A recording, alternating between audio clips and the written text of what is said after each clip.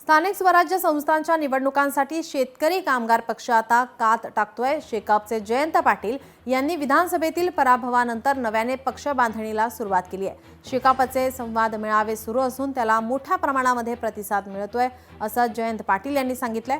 तर उरण, पनवेल, कर्जत, खालापूर, पेण, रोहा, महाड, पोलादपूर, श्रीवर्धन, माणगाव, म्हळसात संवाद मेळाव्यांना जोरदार प्रतिसाद मिळतो आहे। अलिबागला या मेळाव्याचा समारोप होणार आहे।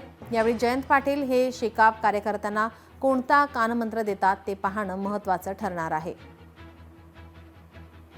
पक्ष संघटना मजबूत आणि कार्यकर्ते वैचारिक दृष्ट्या चांगल्या प्रकारे तयार घडून ते जनतेसमोर जनतेचे प्रश्न सोडवण्यासाठी तयार करण्याची भूमिका घेतलेली आहे। ज्या पद्धतीचा मतदारांनी आमच्याला कौल दिलेला आहे, 4.5 लाख मतं आम्हाला या ठिकाणी या निवडणुकीत पडलेली आहेत।